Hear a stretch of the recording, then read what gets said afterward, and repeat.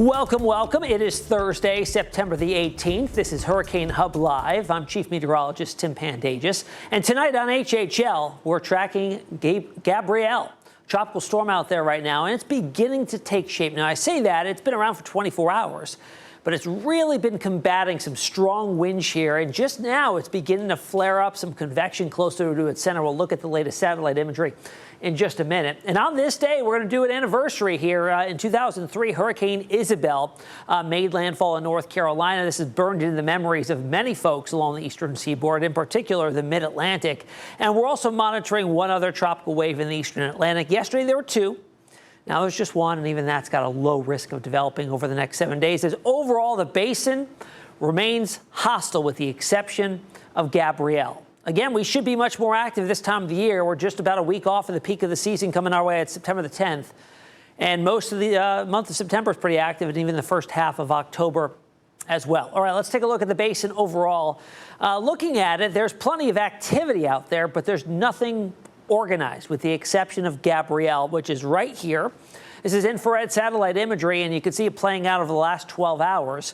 And it was almost a naked, low-level spin. There wasn't much convection near the center. And you see here in the last couple frames the flare-up on its northeastern side of a big chunk of some convection here, meaning that the storm system's starting to get its act together a little bit more as it's drifting off to the northwest, and will eventually be drifting into a much more favorable environment, which is why it's now forecast to become a Category 2 hurricane at its peak. But you can certainly see the evidence, wind shear here out of the west to southwest, and if we go back here, we'll let it load for a second. Visible satellite imagery. We'll see if it does. It may not, but it's much more evident here on visible satellite with west to southwest wind shear in the upper levels of the atmosphere. What that does is it blows the tops off of developing convection or thunderstorm activity. And you can see the low-level circulation is almost void of any convection at all here, with all the activity displaced off to the east and northeast of that storm center. Definitely circulation here, obviously, which is why it's a tropical storm, closed circulation.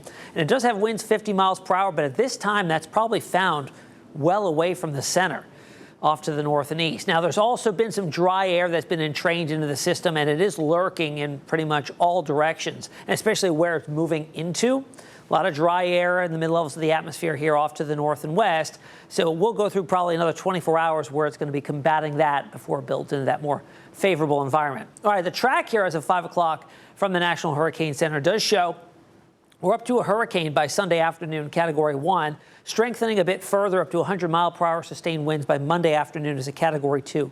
There is Bermuda, so the track has shifted a little farther to the east, recurving away from Bermuda, and with it passing by to the east, it would be on the western side, which is the cleaner side of tropical systems here. Dirty side is on the eastern side, where you have the strongest of the winds, heaviest of the rain, and if it was making landfall, where you'd find the highest storm surge levels there. But there's Bermuda, so if there's going to be any impacts, it would be to Bermuda, steering clear of the U.S. East Coast. Here's what the models show on this, pretty much right in line now with the forecast cone from the Hurricane Center. You remember when we showed these yesterday, a lot of these were displaced a little bit farther to the south here.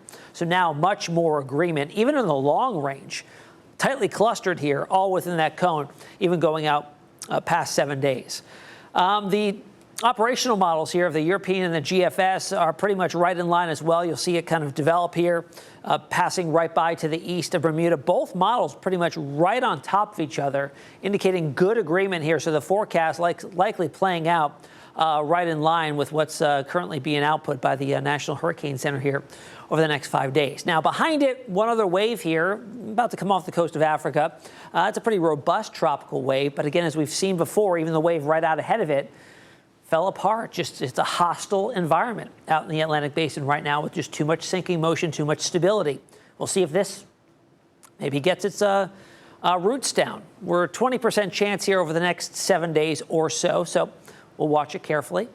And today, Hurricane Isabel, anniversary 22 years ago, back in 2003, made landfall in North Carolina as a Category 2 storm and then built inland and caused just tremendous amounts of flooding.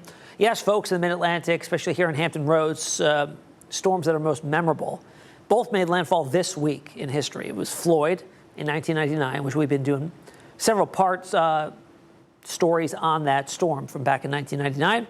And then, of course, was Isabel back in 2003, so 22 years ago Isabel anniversary. All right, out in the eastern Pacific, we've got two areas watching now. One likely to become, it's been sitting at 80% odds for the last 2 days, so it's taken its sweet old time. Definitely looks healthier today. And then another very large tropical wave now with low chance of developing, both heading in that same general direction to the north and west, staying out to sea, but just shows you all the favorable dynamics are currently still located over the eastern Pacific and pretty much have been there all season long. If we do get Narda, that'd be the 13th named storm compared to our 7 out in the Atlantic basin. All right, coming up after a quick break, we're going to go through our tropical trivia question. We'll see you in just a couple minutes.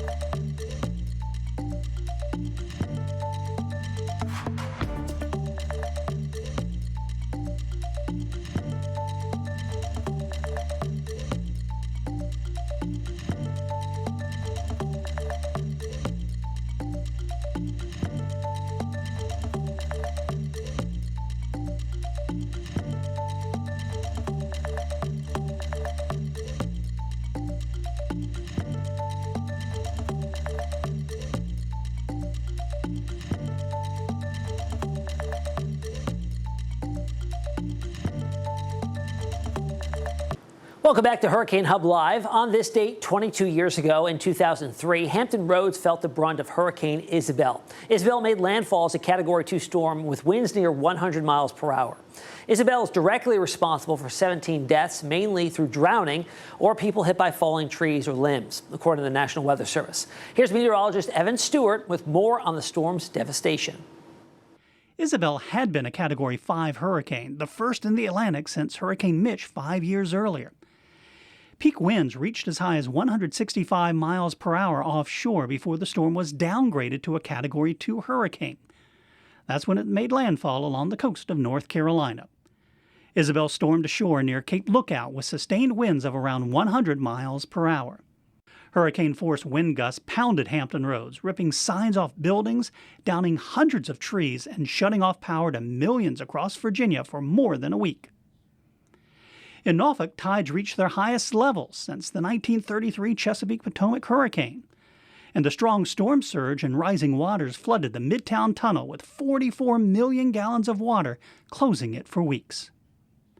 Over 20 years later, many remember Isabel as a monster of a storm. When all was said and done, Hurricane Isabel took a devastating toll on Virginia, costing the state more than $1.8 billion in damage, making it the costliest natural disaster ever in the Commonwealth. All right, time for tropical trivia. Last night's question was, what was the name of the first storm to be retired in the Atlantic basin? We got to go back to 1954 with Hurricane Carol. This was the track, kind of an unusual track, stalking the eastern seaboard and then making landfall in far eastern Long Island, New York as a Category 3 hurricane. Unusual there, of course, causing a lot of damage in and up in New England and a good chunk of the Northeast. All right, today's question was, what was the longest lived named storm? Keyword there, named storm in the Atlantic. Was it Irma, Jose, Ginger, or Aaron? I'll have the answer for you tomorrow night on Hurricane Hub Live. Now remember, we are here 7 days a week at 8 p.m. for the latest on the tropics. We'll see you back here tomorrow.